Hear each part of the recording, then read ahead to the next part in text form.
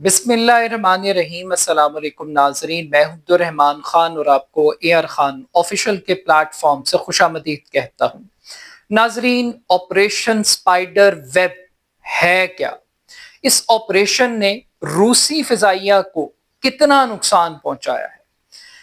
इस ऑपरेशन के जरिए यूक्रेन ने रूस, अमेरिका और यूरोप को क्या पैगाम देने की कोशिश की है? इस ऑपरेशन के रूस यूक्रेन मुज़ाकरात पर क्या असरात मुरत्तब होंगे? ये ऑपरेशन स्पाइडर वेब ऑपरेशन बुनियानु मरसूस और ऑपरेशन सिंदूर से कितना मुख्तलिफ है? पाकिस्तान और भारत की मुसल्लह अफवाज के लिए इस ऑपरेशन में क्या सबक है, क्या पैगाम है? आज के इस व्लॉग में इन चंद बुनियादी नुकात पर हम बात करेंगे। मीडिया रिपोर्ट्स के मुताबिक गुज़श्ता रोज यूक्रेन की जानिब से एक बहुत बड़ा ऑपरेशन कंडक्ट किया गया।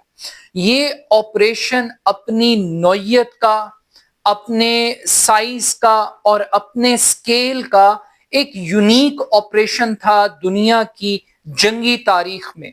इस ऑपरेशन ने दुनिया भर की इंटेलिजेंस ऑपरेशंस को, इंटेलिजेंस एजेंसीज को हैरान कर दिया।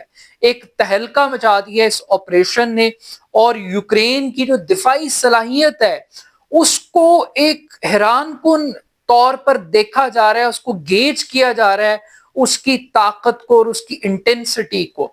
अब ये ऑपरेशन स्पाइडर वेब है क्या, और ये किस तरीके से कंडक्ट किया गया, और इसने कितना डैमेज किया है? सबसे पहले मैं इसके फैक्ट्स आपके सामने रखता हूँ।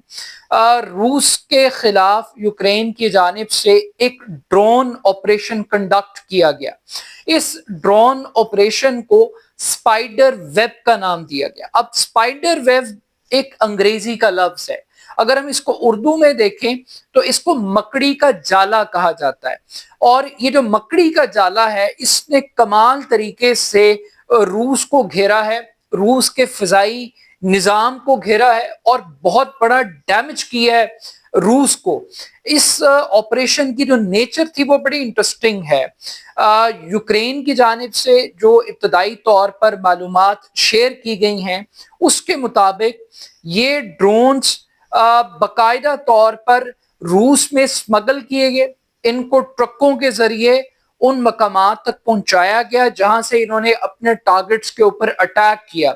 यानी वो जो एक फिक्रा हम सुनते हैं कि घर में घुसकर मारेंगे, तो यूक्रेन ये क्लेम कर सकता है कि वो वाहिद मुल्क है जिसने किसी दूसरे मुल्क में जाकर घर में घुसकर उसने मारा भी है और अपने टारगेट्स को अचीव भी किया। अब ये जो ऑपरेशन कंडक्ट किया गया, जिस तरीके से ड्रोन्स यूक्रेन से स्मगल हुए रूस में और ट्रकों में रखे गए, लकड़ियों के केबल में इनको बंद किया गया और इनको उन मकामात तक पहुंचाया गया जहां इन्होंने टारगेट किया। अब जो टारगेट का साइज है वो बड़ा इंटरेस्टिंग है। 4 से 5 हवाई अड्डे वो जिन्हें हम एयर बेसिस कहते हैं, फजाइया के अड्डे, जहां पर रूसी तैयारे खड़े थे, वहां पर यह ऑपरेशन कंडक्ट हुआ जिनकी तादाद 4 से 5 बताई जा रही है। और इब्तदाई तौर पर यह बताया जा रहा है कि 120 न्यूक्लियर जेट्स जो कि न्यूक्लियर मटेरियल को आप अपने साथ कैरी कर सकते हैं, 120 में से तकरीबन 40 रूसी तैयारे फाइटर जेट्स वो तबाह हो गए। और ये रूस का सबसे बड़ा नुकसान अब तक का कंसिडर किया जा रहा है। और ये कहा जा रहा है कि तकरीबन 7 अरब डॉलर के तैयारे तबाह किए हैं यूक्रेन ने। और ये सारे का सारा ऑपरेशन कंडक्ट हुआ है ड्रोन्स के जरिए। इस ऑपरेशन में यूक्रेन के प्रेसिडेंट के मुताबिक 117 ड्रोन्स इस्तेमाल किए गए हैं और हर ड्रोन को पायलट ऑपरेट कर रहा था। और इसकी बाकायदा तौर पे वीडियोस बनाई गई हैं और फायर करते हुए की, मिसाइल मारते हुए की, आग लगने के मनाजिर, वो सारे कैमरे की आंख ने कैप्चर किए हैं बाकायदा तौर पे। मगर दूसरी हैरानकुन बात यह है कि ये कोई बॉर्डर एरियाज के ऊपर ऑपरेशन कंडक्ट नहीं हुआ। یعنی کہ یوکرین کے بارڈر سے تقریباً 4,500 کلومیٹر کے فاصلے کے اوپر 2 فضائی اڈے تھے جن کو انہوں نے آپریٹ کیا. تو آپ یہ کہہ سکتے ہیں کہ یوکرین نے روس کے دل میں جا کے ٹارگٹ کیا اور آپریٹ کیا اور حیران کر دیا سب کو.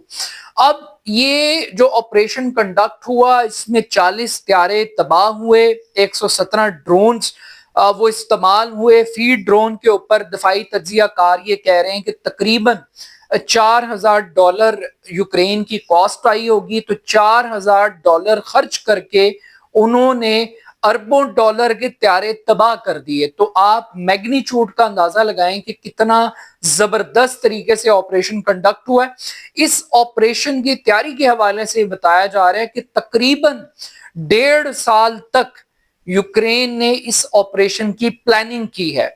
اب یہ آپریشن ابھی ہمارے کان آپریشن سندور کا شور سن رہے تھے, آپریشن بنیان مرصوص کا شور سن رہے تھے, رافیل طیاروں کی تباہی کی داستان سن رہے تھے, انڈین جرنیلوں کے اعتراف جرم کی, اعتراف کی اور تباہی اور بربادی ایکسپٹ کرنے کی بات کر رہے تھے. پاکستان کے اندر جو جشن اور سیلیبریشن تھا وہ 5 سے 6 طیاروں پر مشتمل تھا اور وہ ایک باقاعدہ اوپن وار تھی جو کہ ایک نیوکلیر وار کی طرف بڑھ رہی تھی.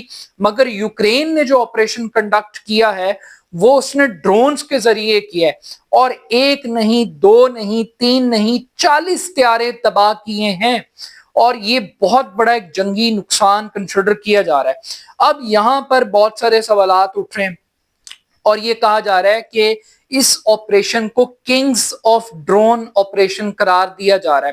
پاک بھارت جنگ کے دوران بھی ڈرونز استعمال ہوئے تھے, دونوں ملک ایک دوسرے پر ڈرونز بھیج رہے تھے اور جس طریقے سے وہ گرائے گئے, لیکن کبھی اتنا بڑا نقصان نہیں ہوا جتنا بڑا نقصان یوکرین نے روس کا کر دیا ہے.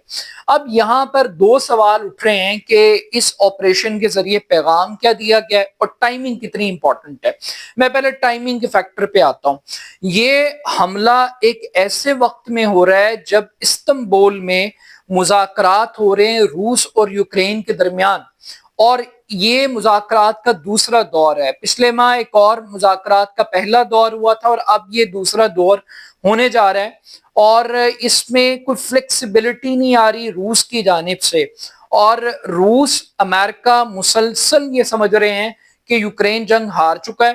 زلیسکی کی ایک تاریخی بےعزتی ہوئی تھی وائٹ ہاؤس کے اندر ٹرمپ کی جانب سے اور انہوں نے کہا تھا کہ تم جنگ ہار چکے ہو, تمہیں شکست قبول کر لینی چاہیے, یوکرین کو اپنے علاقوں سے دستبردار ہونا پڑے گا, پوٹن سے معافی مانگنی پڑے گی اور ایک سرنڈر کرنا پڑے گا. لیکن اس آپریشن کے ذریعے ایک جو بڑا واضح پیغام دیا ہے یوکرین نے وہ یہ ہے کہ ایک تو وہ شکست قبول نہیں کر رہے, دوسرا وہ سلنڈر کرنے کے لیے تیار نہیں ہے, تیسرا وہ اگر بارگین کریں گے, اگر وہ سیز فائر کریں گے تو وہ اپنی ٹرمز اینڈ کنڈیشنز کے اوپر کریں گے, وہ ٹرمپ کی دھمکیوں پہ نہیں کریں گے, وہ روس کے ایروگنس کے اوپر نہیں کریں گے, وہ اپنے علاقوں کو سلنڈر نہیں کریں گے, وہ اپنے یرغمالیوں کی رہائی کی بات کر رہے ہیں. تو یہ ایک طرح کا جو پریشر سٹریٹجی ہے ٹیبل ٹاک کے اوپر اپنی بارگیننگ پوزیشن کو بہتر کرنے کے حوالے سے وہ بہت بہتر ہوئی ہے. اور روس کو ایک پیغام گیا کہ یوکرین کمزور نہیں ہے, یوکرین نے حیران کن آپریشن کیا ہے اور اگرچہ اس میں کوئی جانی نقصان نہیں ہوا لیکن دفاعی لحاظ سے روس ایک بڑا ملک ہے, اس کے پاس زیادہ ریسورسز ہیں, اس نے 1.5 سال تک اکیلے اس جنگ کو انگیج کیا ہے. امریکہ ایک طرف کھڑا تھا, یورپ ایک طرف کھڑا تھا, یوکرین کے ساتھ تھا, لیکن یوکرین روس کو شکست نہیں دے سکا. اب جب امریکہ اپنی سائیڈ بدل چکا ہے, یورپ پریشان ہے, یورپ تنہا ہے یوکرین کے حوالے سے, تو یورپ کو بھی کانفیڈنس ملا ہے کہ یوکرین کی آرمی میں ابھی تھوڑی بہت جان ہے, طاقت ہے. آلدو کہ یوکرین کے جو چیف آف آرمی سٹاف ہیں ان کے بارے میں خبریں آ رہی ہیں کہ وہ شاید استعفیٰ دے رہے ہیں اپنے عہدے سے اور اس کی بھی کچھ ذاتی وجوہات بتائی جا رہی ہیں. تو یہ بڑا ایک انٹرسٹنگ قسم کا آپریشن ہے. اس سے پہلے اگر ہم تاریخ میں دیکھیں ملٹری آپریشنز کے حوالے سے تو ہمیں پتہ لگتا ہے کہ جو آپریشن اسرائیل نے کنڈکٹ کیے پچھلے 2 سال میں وہ بھی اپنی نوعیت کے بڑے حیران کن آپریشنز تھے.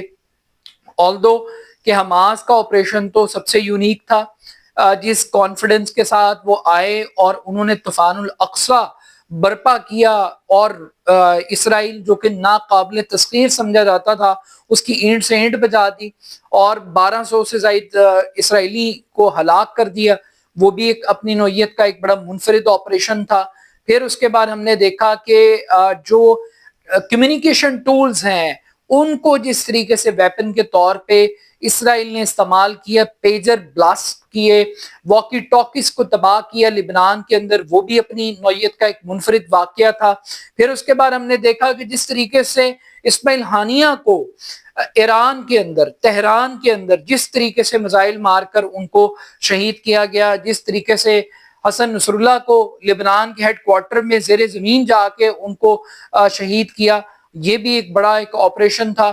اور اس کے بعد جو ریسنٹ انسیڈنٹ ہے وہ پاک بھارت جنگ کا ہے، اور اس جنگ میں ایک بہت بڑی مسٹری تھی کہ پاکستان نے کس طریقے سے فرانس کے بنائے ہوئے رافیل طیاروں کو تباہ کیا، اور اس کا کوئی ایویڈنس نہیں آ رہا تھا، کوئی اعترافی بیان نہیں آ رہا تھا، لیکن اب تو انڈیا نے ایکسپٹ کر لیا کہ اس کے 4 سے 5 طیارے وہ باقاعدہ طور پر اس جنگ کی نظر ہو گئے اور باقاعدہ طور پہ وہ تباہ ہو گئے.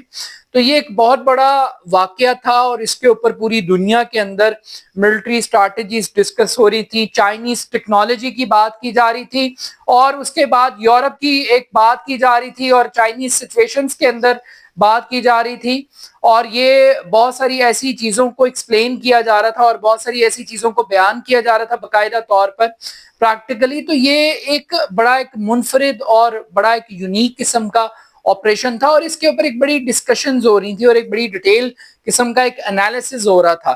تو بٹ سٹل اس نے پوری دنیا کے ڈیفنس سسٹم کو ہلا دیا ہے، اس نے امریکنز کو سرپرائز کر دیا، اس نے یورپینز کو سرپرائز کر دیا. اب دیکھتے ہیں کہ اس کا جواب روس کیا دیتا ہے اور اس کی انٹینسٹی کیا ہوگی، اس پر بات کریں گے. اپنا فیڈ بیک مجھے ضرور دیجیے گا. میرے YouTube channel A R Khan official کو ضرور سبسکرائب کیجیے گا. بہت شکریہ. اللہ حافظ.